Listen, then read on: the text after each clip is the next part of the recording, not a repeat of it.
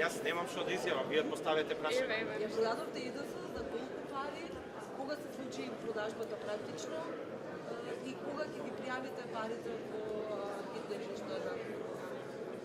Значи, зборот е збор. Како што јас кажав, така и направи.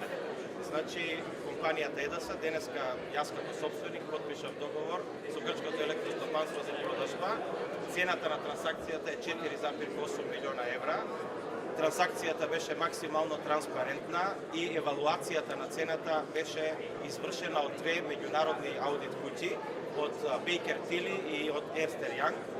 Тие беа ангажирани од страна на грчката компанија да направат проценка на компанијата.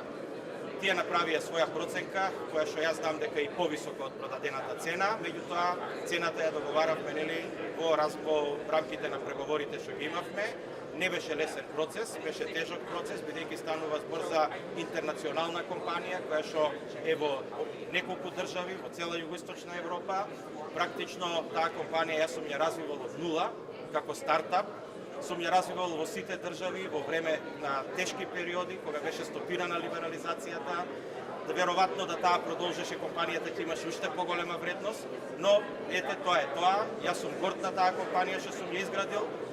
Горд сум на сите вработени, ја користам оваа прилика да им се заблагодарам на сите нив. Денеска јас навистина имам малце мешани чувства, бидејќи од една страна мислам дека направив добар чекор за иднината на компанијата, бидејќи сега денеска позади таа компанија стои еден гигант во енергетскиот сектор во регионот. Компанијата PPC е најголема компанија од енергетиката во регионот. Таа има 5 милиарди евра промет годишен, значи има годишен промет поголем од буџетот на Република Македонија и има 15 милиарди евра капитал во електрани, далеководи и така натаму. Мислам дека со таков ветер зад грбот ЕДС ќе има прекрасна иднина. Пазарот на електрична енергија во целиот регион на Југоисточна Европа допрва ќе се развива и мислам дека е ова добра шанса за компанијата, за сите вработени и за земјата. Мислам дека денеска сите ќе се срамат кои што од овој настан се обидува да прават политички проблем. Сите ќе се срамат кои што импутираа одредени действија врзани со актуелните политички состојби во Република Македонија. Транзицијата ќе трае 20 дена, после преземањето на финансиските обврски во рамките на ЕДС компанијата. Трансакцијата на финансиските средства ќе се случат некаде за 20 дена од денеска и нормално јас согласно законите во Република Македонија ќе си платам персонален данок како што е во сите закони и средствата кои што сум ги добил со продажбата на мојата компанија ќе ги прикажам по мојот банкетен лист. Јас сум 90% собственик на компанијата и 10% е компанијата Ferroinvest, каде што сум јас 80% собственик. Така да, значи, 10% од средствата ќе добие Ferroinvest и 90% од средствата ќе добијам лично јас.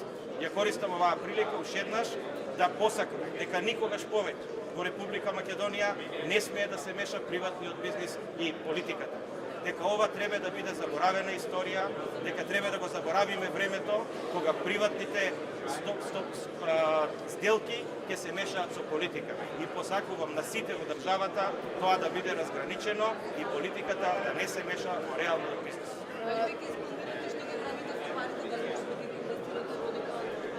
Значи парите добиваат вредност само ако се инвестираат. Да, јас средствата што ќе ги добијам, како и сите средства досега во животот што сум ги заработил, ќе ги реинвестирам на некој начин.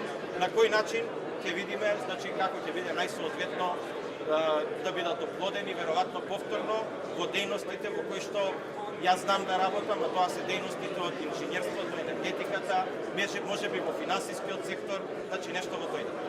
Сакам јас само да прашам на енергетиците.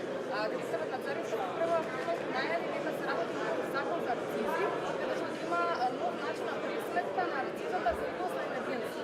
Дали значи тоа е Значи не се однесува за струјата, бидејќи струјата и денеска нема акциза, нема ни да има. Значи тоа пред се однесува за нафтените деривати, тие се подлежни на акциза, меѓутоа е многу рано да зборуваме за било какви решенија, таа работа е во дискусија. Не.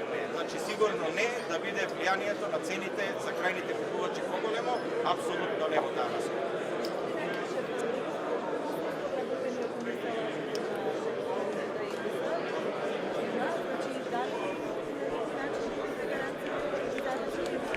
Значи, системот од мој компанија има 800 вработени.